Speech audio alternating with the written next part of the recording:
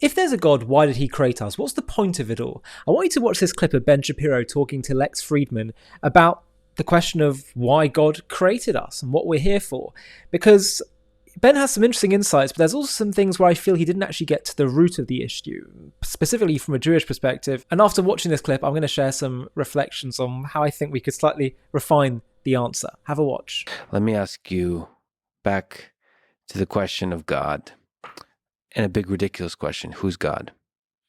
Who is God? So I'm going to use sort of the Aquinas formulation of what God is, right? That if there is a cause of all things, not physical things, if there is a cause underlying the reason of the universe, then that is the thing we call God.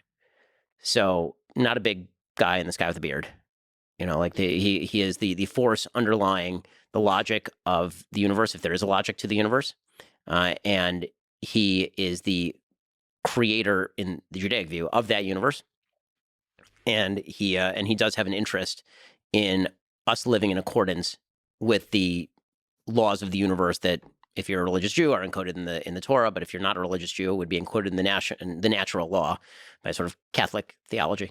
Why do you think God created the universe? Or as popularly asked, what do you think is the meaning behind it? What's the meaning of life? What's the meaning of life? So I think that the meaning of life is to fulfill what God made you to do, and that is a series of roles. I think that human beings, and here you have to look to sort of human nature, rather than looking kind of to big questions. I've evolved something that I've really been working on, and I'm writing a book about this actually, that I call colloquially role theory. And basically the idea is that the way that we interact with the world is through a series of roles. And those are also the things we find most important and most implementable. And there's sort of virtue ethics, right, which suggests that if we act in accordance with virtue, like Aristotle, then we will be living the most fulfilled and meaningful life. And then you have sort of deontological ethics, like Kantian ethics, that it's a rule-based ethic. If you follow the rules, then you'll find the meaning of life. And then what I'm proposing is that there's something that I would call role ethics, which is there are a series of roles that we play across our lives, which are also the things that we tend to put on our tombstones and find the most meaningful. So when you go to a cemetery, you can see what people found the most meaningful because it's the stuff they put on the stone that has like 4 words on it, right? Like beloved father, beloved mother, sister, brother. And you might have a job once in a while, a creator, a religious person, right? These are all roles that have existed across societies and across humanity. And those are the things where we actually find meaning. And the way that we navigate those roles brings us meaning. And I think that God created us in order to fulfill those roles for purposes that I can't begin to understand because I ain't him. And the more we recognize those roles and the more we live those roles, and then we can express freedom within those roles. I think that the liberty exists inside each of those roles, and that's what makes all of our lives different and fun. We all parent in different ways, but being a parent is a meaningful role. We all have spouses, but how you interact that relationship is what makes your life meaningful and interesting. And that is what we were put on earth to do. And if we perform those roles properly, and those roles do include things like being a creator, like we have a creative instinct as human beings, being a creator, or being an innovator, being a defender of your family, being somebody who builds up, being a social member of your community, which is something that we're built to do. If we fulfill those roles properly, then we will have made the world a better place than we inherited it. And we will also have had the joy of experiencing the sort of flow they talk about in psychology, where when you engage in these roles, you actually do feel a flow. So it's interesting. Ben says that why did God create us? To fulfill what God made us to do. And then he lists all these roles, and we can be ethical, we can take on these roles, and it can be very fulfilling for us, and we can get into flow and bring God's light into the world. But the question was why he created us. He created us to fulfill what he made us to do. Okay, but why did he make us do that? Now, Ben would say, well, that's beyond me. I just don't know. But the problem is, a lot of people, especially that are raised religious or are taught to keep the commandments, they'll think, I don't get why I should be doing this. Okay, it's fulfilling. Okay, it's good to be ethical, but why do I need to do this? God creates me and suddenly says you've got to do all these things. And what happens if I don't do them? Well, then I'm gonna suffer. I'm gonna not have a fulfilling life. And Ben would say, yeah, but I feel like just saying, well, this is the plan. Either you're part of it or you're not. It doesn't get with the root of what's this really all about. Okay, very nice to be ethical. Why should I be ethical? Why is it good to be part of this plan? You can go deeper. And I've learned from other rabbis and pushing and studying in this area that we can go deeper in this area. It's not enough simply to say, now we're here, let's do the plan. We need to know what's really motivating this whole thing in order to have a moral compass, not just a moral compass, but a mental health compass. Because if you believe that God has a plan, but the reason why he's doing it is because, let's say, he's giving you an opportunity to be ethical, he's giving you an opportunity to do all these things, someone could easily turn around and say, well, I'm not interested. I'm happy just to do what I want in life. And you could say, oh, well, then you won't have as much of a fulfilling life, you won't have much of an ethical life, you might get punished, all these things. Well, it's like, what, you're going to start threatening me now? I think sometimes it can be a bit of a turn-off sometimes for people. And that is often the religious way. God created you, now you better do what he says or else.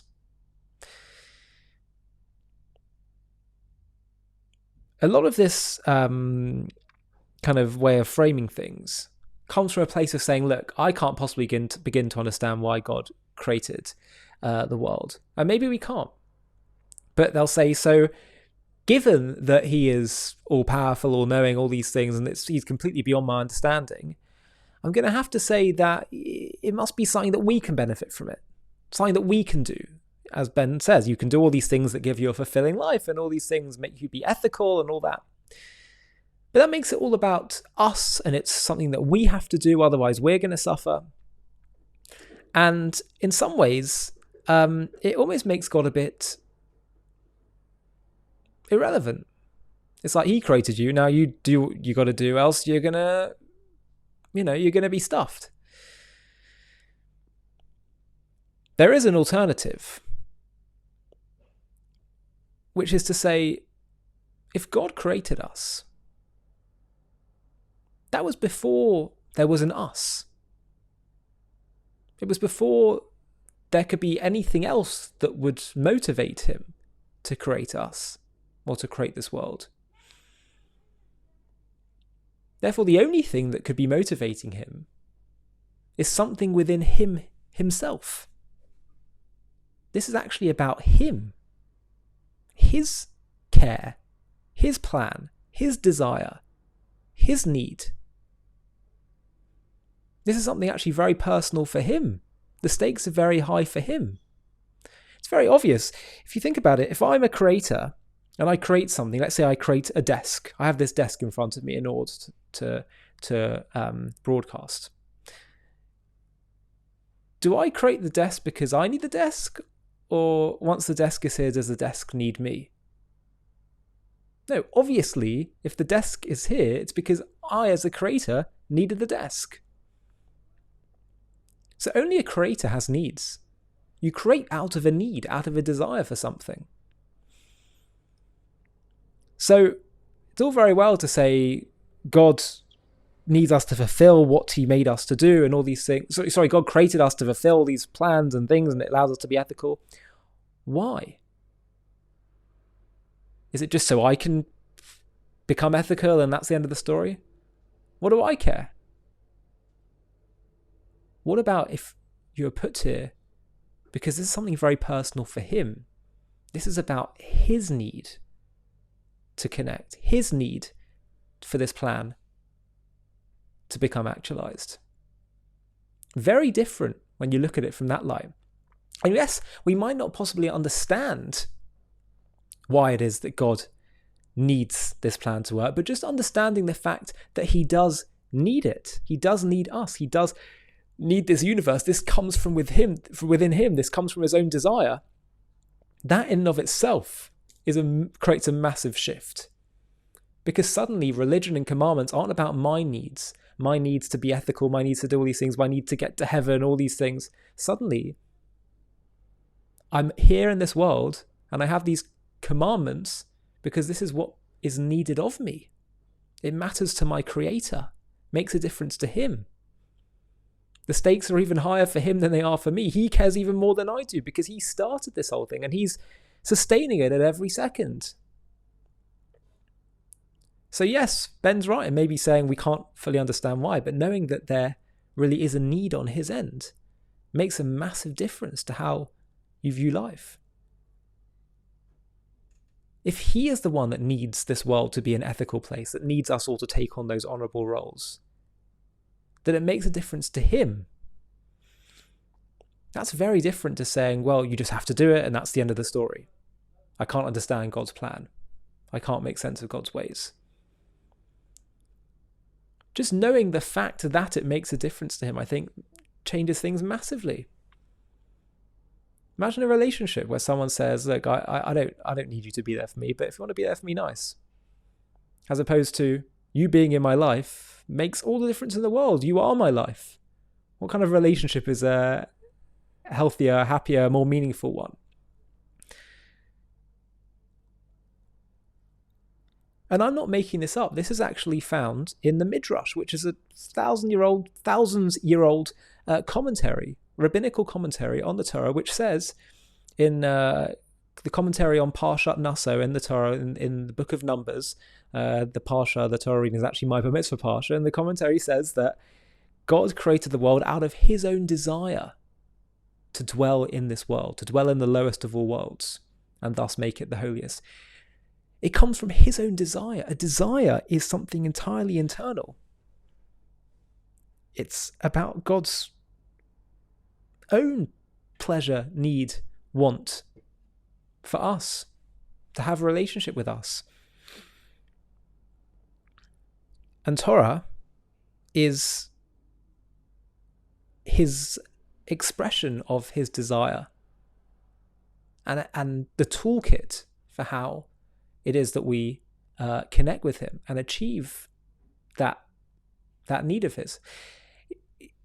But even though I think it's might not be necessarily possible for us to fully grasp and understand why it is that he has this need, the first thing is just knowing that it really is something that's essential to him, that we are essential to him, is in and of itself extremely motivating and inspiring and grounding.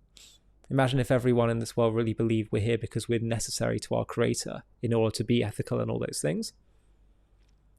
But also, I think we can get a bit of a sense, if we dig a little bit, we can get a bit of a sense of why it would be that God would need us, would need this world, would need this plan of creation to succeed. And it doesn't take too much digging to look at the very first thing he said to man when he created man. He created man in his own image. And he said to man, when Adam and Eve was one single unit, he said, I'm going to create you a partner, Eve. Why? Because it's not good for man to be alone. That's the first thing the Torah tells us is not good. It's not good to be alone. Rabbi Manis Fridman talks about how God actually is talking about himself. He's hinting to us at the very reason he created this world, created this universe. We're created in his image after all. So what he's saying about us applies to him too. Yes, before creation, God was all powerful, all knowing, everything totally self-sufficient, totally alone, perfectly comfortable being alone, but it's not good to be alone. There's no goodness in it. And that's a determination that God made. It is not good to be alone. In some ways, this is the essence of all goodness. If you think about it, all goodness ultimately comes down to, I'm going to share. I'm going to think beyond my own world and reach out to another. And that's exactly what God has done with creation. Yes, he's all powerful, all these things, but he's totally alone. And what's good in that? So by creating us, having a relationship with us, he is no longer alone and he becomes echad.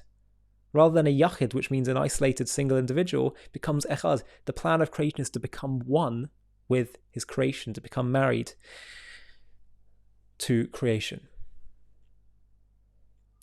And so suddenly when you look at it like that, you see that actually there's a huge desire, passion, vulnerability on God's side, a huge need on his side for this world to occur and to actualize its potential and to respond to him in kind. One of the ways I heard it explained was we all have two elements to our lives, our existence and our life. Our existence is how comfortable we are, how much our needs are taken care of. And our life is what is the contribution that our existence makes to the world around us. So none of us can control our existence. We can't control how much wealth we have, how much health we have, what relationships we have, what part of the world we live in, all these things. That's out of our hands. But our life, the contribution that whatever existence we were given makes to the world around us, that's in our hands. And God, in the same way, was in the same position. Nothing he can do about his existence. He exists, and he has a perfectly great existence before he creates us. But what is the contribution that his existence makes to the world around him? There is no world around him.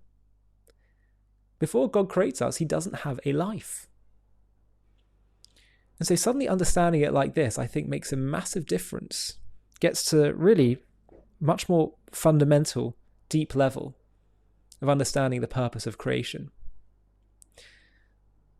The second you understand that, yes, all these things as part of God's plan and his commandments, all these things are very fulfilling and they're part of an amazing story of history and healing the world and all these things. Yep, great. But ultimately, why should I really do it? Why should I really be so bothered? Why do I have to get involved?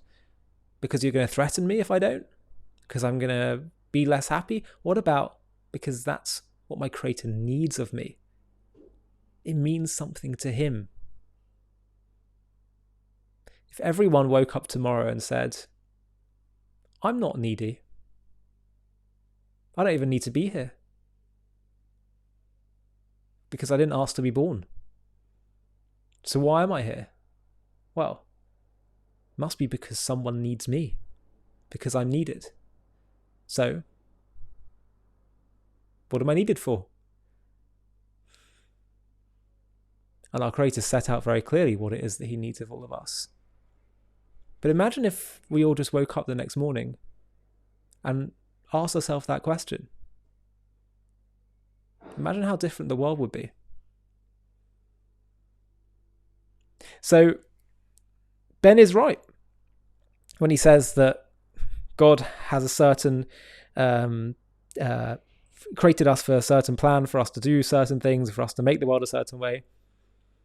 But I think unless you get to the question of actually understanding who really needs this ultimately, for whom are the stakes the highest, unless you address that issue and understand that, then I think it's not always so easy to fully motivate everyone or make people really understand and connect. And once you do understand that actually it's not about you, it's not about your need to be ethical and your need to feel fulfilled, but actually you're here because you're needed. It makes such a big difference. Part of the mental health crisis today, the crisis particularly in the Western world of narcissism and people feeling overly stressed and constantly trying to climb the ladder of life, comes from an obsession with focusing on all our needs. And what's ironic is the more our needs are met in life now, especially in this day and age, the more we feel even more needy. The reason for that is because we're so focused on our needs. The more you focus on your needs, the more needy you become. In prior generations, they didn't have time to focus as much on all their particular needs. They just had to survive, and therefore you become a bit less fragile, a lot less fragile. But we are where we are now. And so what about instead of having a culture that just says we have to indulge every single one of our needs and sit in front of the therapist for hours and hours and constantly practice self-love when we don't even buy the affirmations we tell ourselves? How about instead of just shifting away from ourselves and instead saying, not what do I need, but what am I needed for? That's why this message, that's why this theology is so extremely powerful. And Judaism was revolutionary in articulating it, as I said, quoted in that midrash from thousands of years ago. But the message got dampened a little bit. So we have to start to bring it back to life and spread it far and wide. Hi, thank you so much for watching. To watch another one, click here. To stay up to date with all our content, click here to subscribe. And if you're able to, you can help support JTV to grow and grow by clicking join below this video, where you can become a member and get perks including early access to videos and private live discussions with me. But most of all, you'll be partnering with us on our mission to change the world.